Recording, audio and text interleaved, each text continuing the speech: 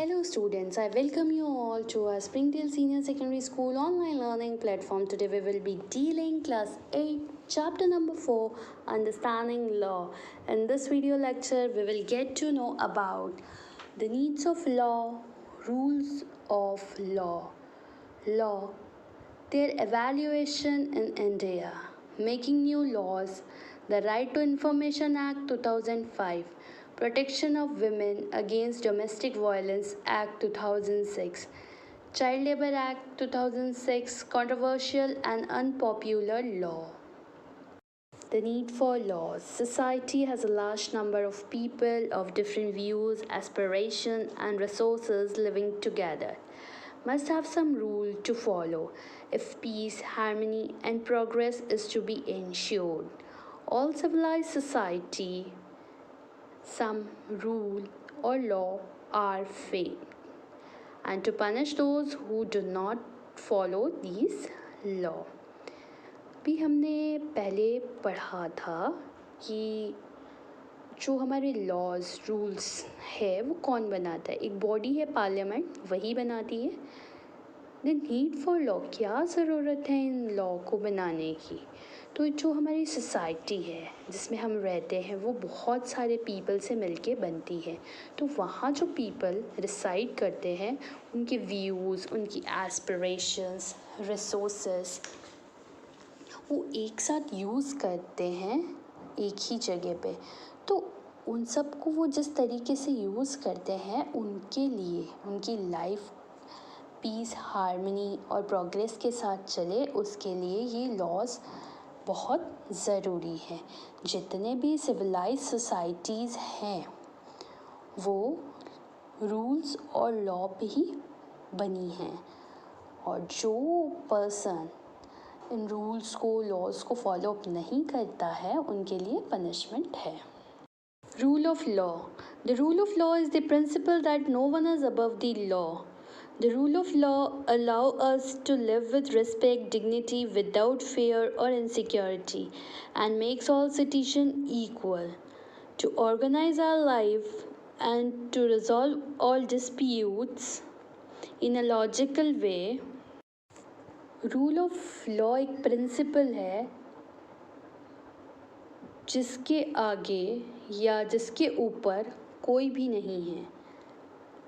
Rule of law allow करता है हमें कि हम respect, dignity, without fear and security के साथ रहें, और जितने भी सिटीजन हैं वो सारे इक्वल हैं। और ये जो रूल ऑफ लॉ है हमारे लाइफ को ऑर्गेनाइज करता है और जितने भी हमारे डिस्प्यूट्स हैं उन्हें सॉल्व करता है। The rule of law does not favor either anarchy or dictatorship, or it cannot exist effectively without a transparent judicial system. जो रूल ऑफ लॉ है इसके ऊपर कोई नहीं है, ये सबको इक्वली ट्रीट करता है, चाहे वो एनार्ची हो, लॉलेसनेस हो या डिक्टेटरशिप हो। Laws. Their evaluation in India, laws were mostly arbitrary and largely unwritten. Women's rarely received justice as society looked down upon women and thought them to be inferior to the manfolk. Mughal regime ruler who dictated law as per their personal arbitrariness prevailed in the enforcement of laws.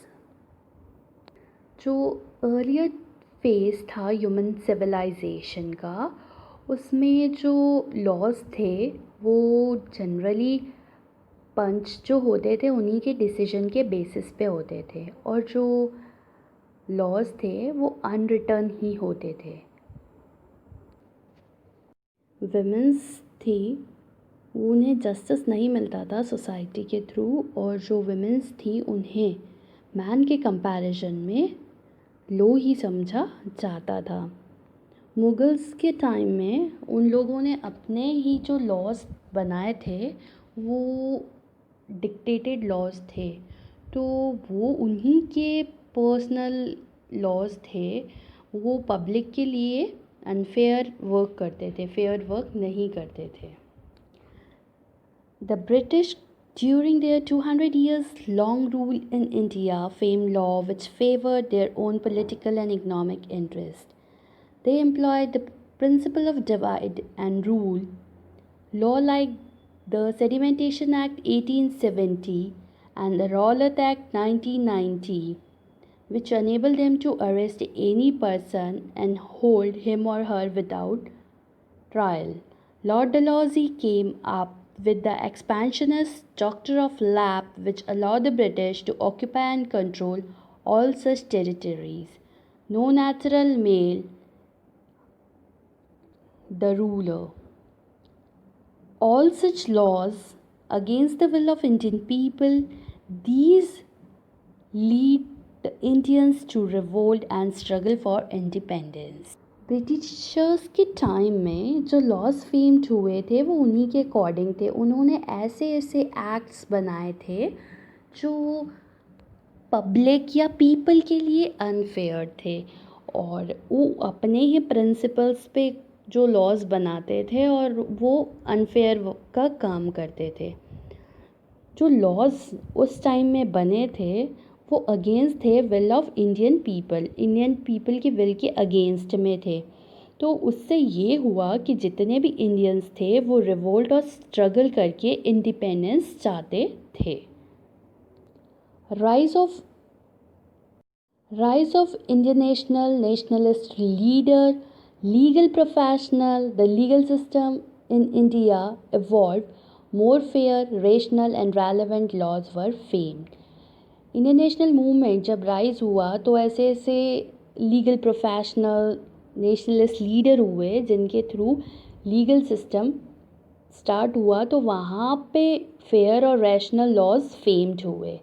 After independence the Indian government brought in the constitution of India elected representative, legal professionals, learned citizen enacted law that were in accordance with the desire and wishes of Indian people. Independence के बाद constitution हुआ, उसमें elected representative ऐसे बहुत से लोग थे जिन्होंने लोगों की डिज़ायर और विशेस को ध्यान में रखते हुए इंडियन पीपल के लिए एक्ट्स और रूल फेम किए। The foundation on which the entire legal and judicial system stood was the principle of rule of act. जो फाउंडेशन था जिस पे सारा लीगल और जुडिशियल सिस्टम स्टूड करता था वो था principle of law of rule of law. वो एक ऐसा प्रिंसिपल था जिसमें no one is above law, कोई भी पर्सन लॉ के ऊपर नहीं था। Making new laws, laws need to be updated, amended and changed with time, and as society and its environment changes, the social order keeps changing constantly with time. जो laws बनते हैं उन्हें ज़रूरत है कि वो अपडेटेड हो जाए, अमेंडेड और चेंज हो जाए टाइम के साथ, क्योंकि सोसाइटी में जो इन्वायरमेंट चेंजेस आ रहे हैं तो सोशल ऑर्डर्स को भी कॉन्स्टेंटली टाइम के साथ चेंजेस होना होता है। The Indian Parliament have been sensitive to the people's changing need and aspiration and has enacted many new laws while amending existing ones to address the needs of the progressive Indian society. Parliament जो है India का वो भी जो laws है उन्हें changing करते रहने में सही मानता है और न्यू वन को एग्जिस्ट करता रहता है, जिससे जो इंडियन सोसाइटी है वो प्रोग्रेसिवली अच्छे से चल सके। New laws are pass by parliament and brought into efforts upon the order of the president. जो न्यू लॉज बनते हैं, पास्ड होते हैं पार्लियामेंट से, वो तभी अमेंड हो सकते हैं तब उन्हें उन जो लॉज को ऑर्डर मिल जाए प्रेसिडेंट से। The phase of social changes has increase and this is why several laws have been passed और अमेंडेड। जिस तरीके से सोशल चेंजेस आ रहे हैं, ऐसी चीज़ें हो रही है लोगों के साथ, उसी तरीके से इसीलिए ये रीज़न है कि ये जो लॉज है वो पास हो रहे हैं, न्यू और अमेंड हो रहे हैं। Information Act 2005. The Right to Information Act 2005, the bill got the official assent of the President on 15 June 2005. It states that informed citizen and transparency of information were essential for democracy. ये जो right to information act 2005 का जो bill था, वो उसका जो order था वो प्रेसिडेंट से 15 जून 2005 को मिल गया था। और इस एक्ट में ये स्टेटेड था कि जो सिटीजन को इंफॉर्मेशन प्रोवाइड करना एसेंशियल है हमारी डेमोक्रेसी में। Information must be provided to people within 30 days of filing an application. कोई भी पर्सन एक एप्लीकेशन फाइल करता है तो उसके रिगार्डिंग उन्हें 30 डेज़ के अंदर इंफॉर्मेशन प्रोवाइड करनी होती है। If the life of the applicant is involved, उस पर्सन की लाइफ उससे इन्वॉल्व है तो, और answer has to be given within 48 hours, और 48 hours में आंसर देना होता है। अब information means including records, document, memos, email, opinion, advice, circular, order, logbook, contract, report, paper, samples, model, data material held in electronic form, information related to private body, public body and other law for the time in force. इन सब चीज़ों के बारे में information किसी application file की है तो provide की जानी चाहिए थी। The function of Central Information Commission was to receive complaint regarding renewal of information, examine all complaint, if the complaint were proper, make suggestion to the concerned authority and ask them to reveal the required information. जो central information commission का क्या function था कि वो complaints को receive करते थे जो एप्लीकेंट्स को इंफॉर्मेशन नहीं प्रोवाइड करता था, उस कंप्लेंट को एग्ज़ामिन करते थे। एग्ज़ामिन करने के बाद अगर कंप्लेंट्स प्रॉपर होती थी तो वो अथॉरिटी से कंसल्ट करते थे और उनसे बात करके उन्हें बोलते थे कि इन्हें प्रॉपर तरीके की इंफॉर्मेशन प्रोवाइड की जाए। Implications of this law. The law will bring about transparency in administration. It will eliminate corruption and bring about greater efficiency. ये जो लॉ था ये एडमिनिस्ट्रेशंस में जो करप्शंस है उसे रिमूव करना चाहता था और ग्रेटर एफिशिएंसी लाना चाहता था। Protection of Women Against Domestic Violence Act 2006. This law was framed to discourage the man from abusing women in home where the women were considered weak and inferior. This act fulfilled requirement of society to give equal right to women. ये जो domestic violence act law famed हुआ था ये उन men's के लिए था और उनको डिस्करेज करने के लिए था जो विमेंस को अब्यूज़ करते थे, अब्यूजिंग करते थे, फिज़िकल पनिशमेंट देते थे अपने होम्स में, और उन लोगों के लिए, उन मेंस के लिए था जो विमेंस को वीक और इंफीरियर मींस इक्वली नहीं समझते थे, अपने को सुपीरियर समझते थे और विमेंस को वीक। तो ये जो एक्ट आया उसके बाद जो रिक्वायरमेंट थी वो फुलफ़िल हो गई सोसाइटी के अंदर और इक्वल राइट्स दिए गए विमेंस को। Child labour act 2006. This law was brought in to ensure that children were prevented from being employed in difficult and hazardous work at tender age. People were compelled due to poverty to force their children into such employment rather than get education and grow up in healthy environment.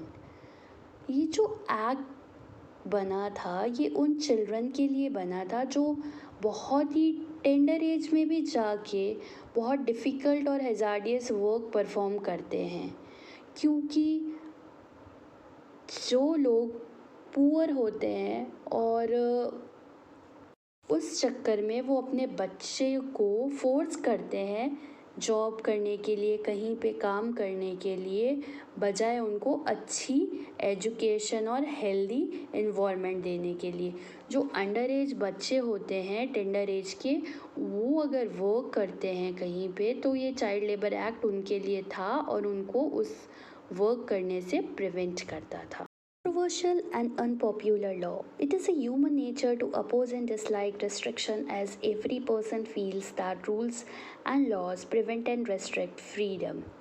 Laws are restrictive in nature, and even when the government enacts a law in overall interest of a larger population, the laws get into a controversy about its fairness and universal applicability. Laws are protested against by youth demonstrations and unrest. There have been instances when some such law had to be amended and reframed and reenacted by Parliament.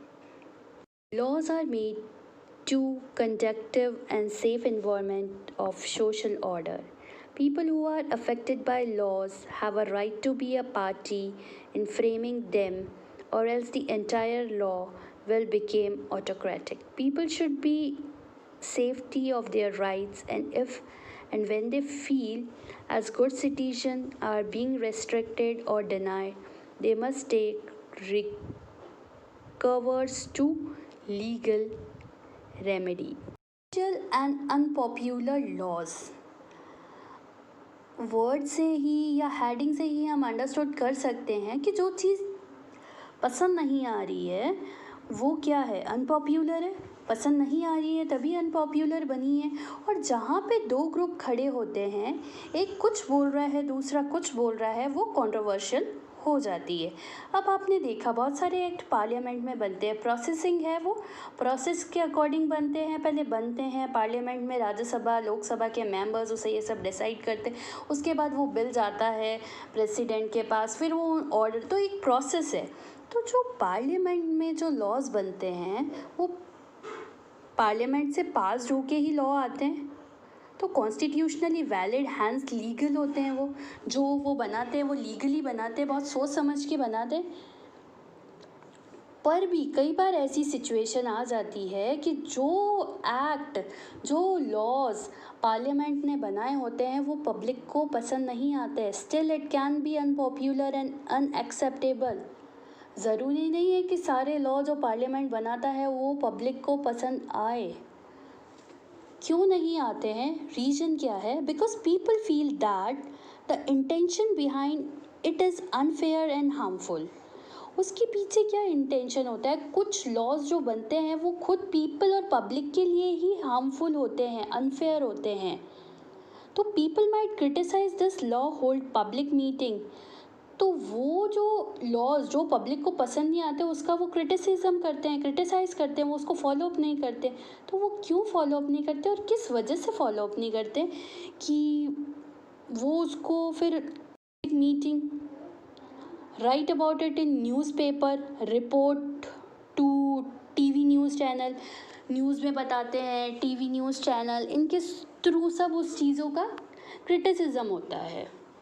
Citizens can express their unwilling to accept repressive law framed by the parliament when the large number of people begin to feel that a wrong law has been passed. There is a pressure on the parliament to change this.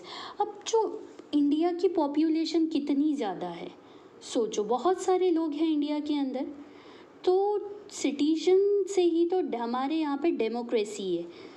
जो people को choose representative को choose करने वाले ही people है, people से ही ये बनी है। तो जितने भी सिटिजन्स हैं उनको जब लॉज अनविलिंग अनएक्सेप्टेबल लगेंगे जो पार्लियामेंट ने फेम्ड किए हैं, तो इतनी ज़्यादा पॉपुलेशन है, उन्हें जब अपने रॉन्ग लॉज लगेंगे तो वो पार्लियामेंट के ऊपर प्रेशर भी डाल सकती है कि आप इसे चेंज करो। तो कुछ लॉज ऐसे भी होते हैं, तो वही कंट्रोवर्सीज में आ जाते हैं। How do people protest against the unpopular and controversial law? अब कैसे लोग अपने आप को प्रोटेस्ट करें जो ये अनपॉपुलर कंट्रोवर्शियल लॉ बने हैं इसके अगेंस्ट में? तो we need to remember that our role as a citizen does not end with electing our representative. क्या हमारा जो रिस्पॉन्सिबिलिटी है वो ख़त्म हो जाती है क्या, कि हमने अपना कोई रिप्रेजेंटेटिव चूज़ कर लिया, उसके बाद हमारी सारी जो रिस्पॉन्सिबिलिटी है वो नेशन के थ्रू ख़त्म हो गई? नहीं, हमें अगर इस टाइप के लॉज एक्ट्स बने हुए हैं जो हमारे अनफेयर है, हमारे फेवर में नहीं है, तो हम उसको जब तक बोलेंगे नहीं, जनता से बात नहीं करेंगे, लोगों से उसके बारे में डिस्कशन नहीं करेंगे, तब तक वो अनफेयर चीज़ हमको फॉलो अप करनी पड़ेगी। तो उन अनफेयर चीज़ों को हटाने के लिए हमें बोलना पड़ेगा। Criticise their action if required. हमें उस चीज़ का क्रिटिसाइज़ करना पड़ेगा अगर ज़रूरी है, वो अगर हमारे फेवर में नहीं है तो। वी कैन रेज क्वेश्चन, हम क्वेश्चन अराइज कर सकते हैं कि ये क्यों, ऐसा क्यों। It is the extended enthusiasm of people that helps parliament to perform its representative function properly। ये हमारा एज अ पीपल का ही तो इन्वॉल्वमेंट और एंथुजियाज्म है कि जो चीज़ अनफेयर है पार्लियामेंट में बताएं, जिससे वो एक प्रॉपर लॉ जो ह्यूमंस के फेवर में है वो निकाल सके।